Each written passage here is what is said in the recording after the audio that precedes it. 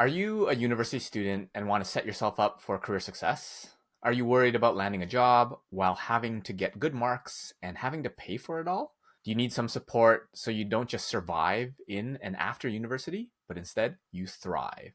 Then this video is for you. In today's video, we'll be sharing how to develop a career success plan step by step for when you're in university. These steps will help you kickstart your career when you graduate. This is all of the stuff I wish I knew earlier about how to be successful in my university career. If you're new, hi, my name is Luki and I create educational videos on jobs, careers, and life. If you're looking for some practical tips, advice, and life lessons, subscribe to stay up to date.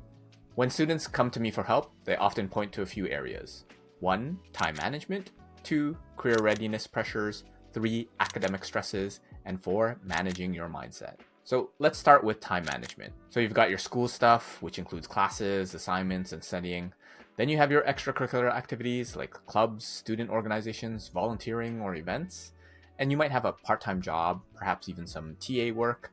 Then you might also have time with family, friends, and you'll want to make sure you include some time for self-care or me time. That's a lot. Consider starting with a model week to make sure you even have enough time to do what you want to be doing throughout the week. You can use this template to help you out. Start by making sure you get a good night's rest.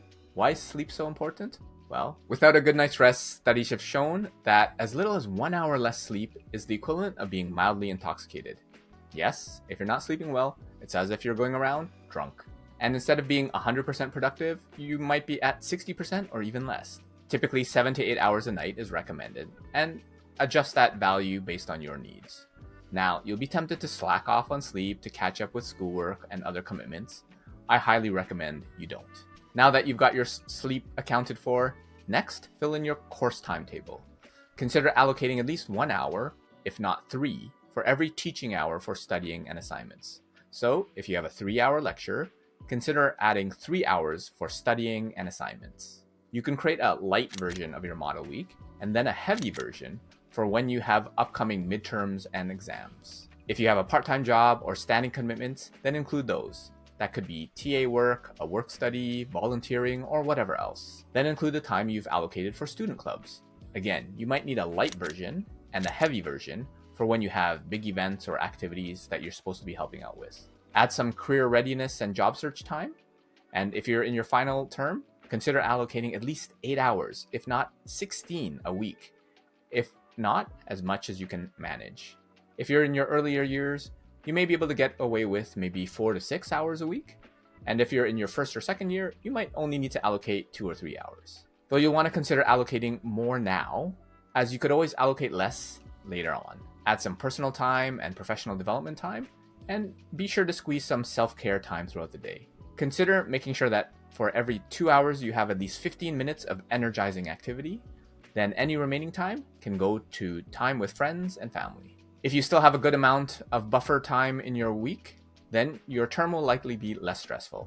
And if not, it's likely going to be stressful based on all of the different time pressures that you have. If that's the case, consider adjusting your workload. Perhaps reducing some of the commitments you have. Do you really need to join that student club? Or could you ask others to take up your commitments? Or maybe reduce your volunteer hours for this term. Or you could pick whatever other areas are slightly lower in priority to make time for other more important ones. Being mindful about your time can be super helpful to make sure that other important elements are taken care of. The next item is career readiness pressures. Do you actually know what you want to do after you graduate? If this question stresses you out, that's normal. Many students are in the same boat. If it doesn't, well, you can skip to the next segment, though consider sticking around as I'll share some insights that will likely be helpful for you anyways. What I'd encourage you to do is to go back into your model week and allocate time for your career readiness preparation and exploration. My career success approach is a simple what, why, and how. What do you want? Why do you want it? And how do you get it? So first, what do you want? Look to get a clear picture of who has the job you want. Have you met someone at a networking event and you love to do what they do? Or perhaps just 70% of what they do, and someone else's 30% of what you want to do. If you're not quite sure, plan to connect with folks and have conversations. That could be at events or online, but if thinking about networking stresses you out, take a look at this video. As you explore and have those conversations, look to narrow down your choices. Don't worry if your path is not crystal clear, though consider making it a little bit less blurry. As you have these conversations to explore your what, consider why you want it. Are you going down the path because you want it, or because your parents want it for you? Your family, your culture, society? There may be multiple options for you, and you'll need to decide which to focus on at the moment. That's an important realization for you. What if you could do all the options, just not at the same time? You might have 10 career options. Your goal is to pick one. 10 career paths might go down to 5, 5 might go down to 3, and the goal is to pick one. Or if you really can't commit, then spend 80% of your time on one and 20% of your time on others. And if you really can't pick, flip a coin. Commit to that path for the term, and you might be saying, Luki, are you serious? Leaving something as important as my career to coin flip? Yes? Why is that? Well, you can always do the others later on. As your what and why are starting to become more clear, you'll want to turn to your how. There are actually an infinite number of hows. In the conversations with folks doing what you want to be doing, how did they get there?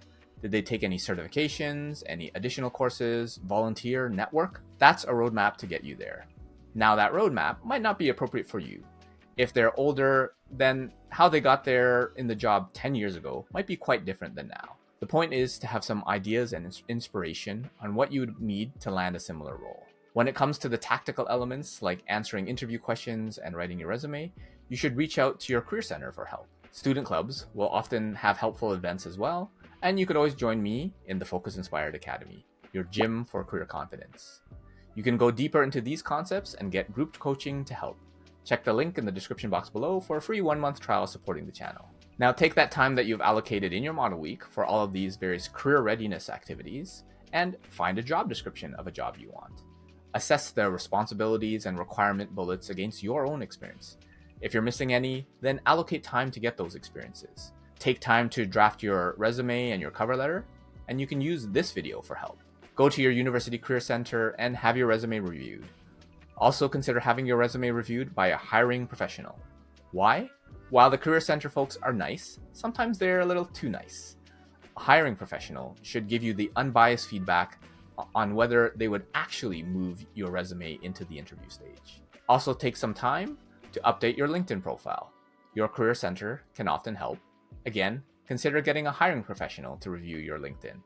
Additionally, allocate time to practice for interview questions, and you can schedule mock interviews with your career center. Again, consider getting a hiring professional to do a mock interview with you. Also, allocate time to network, and don't just stick to campus events.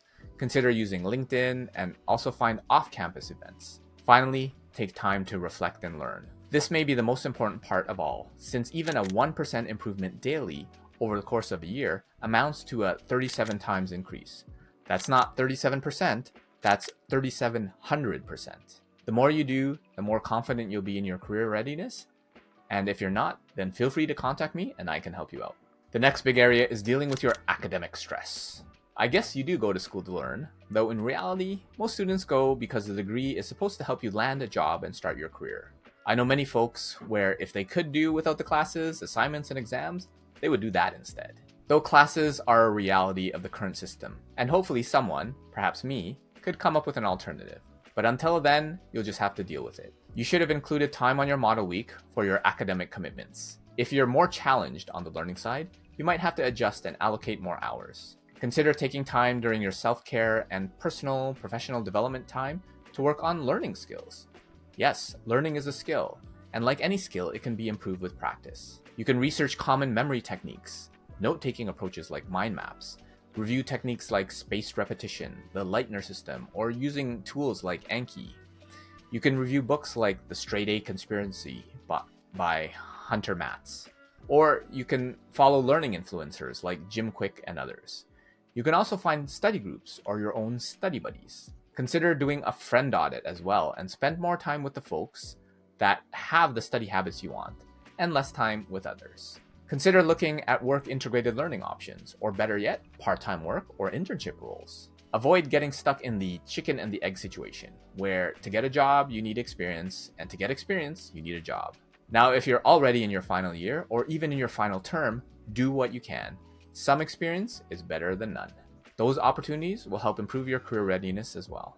Lastly, let's work on your mindset. With all of these areas, you can probably already feel the stress building. Add some stress management to your daily self-care and personal development activities. Adopt a growth mindset. Understand that choice is your ultimate superpower. And as Henry Ford said, if you think you can or you think you can't, you're right. Practice the St. Farr model and understand that the only things that exist are stimulus, thoughts, feelings, actions, and results. You can also internalize the concept of the 3 U's, that you're actually 3 people in one. The physical you, your body, your blood, your bones, and your muscles. The thinking you, the voices in your head. And if you're wondering which voices, that one. Then there's the conscious you, the one aware of your body and your thoughts. That's the real you. And one of the most profound realizations that you can have is don't believe everything you think. Since your thoughts are not you, you can change those thoughts. It might be difficult to do so, though with some effort, you can improve. You might even encounter some imposter syndrome along the way that you need to deal with.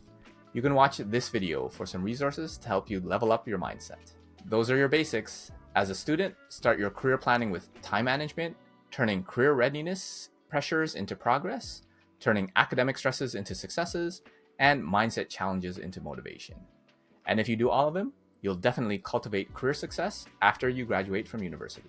Remember to share this video with a friend. Let me know if you have any questions or what you're struggling with in your job search or career, and feel free to connect with me on LinkedIn. Don't forget to subscribe for more tips on jobs, careers, and life. And YouTube recommends that you check out these videos next. Until next time, be focused and stay inspired.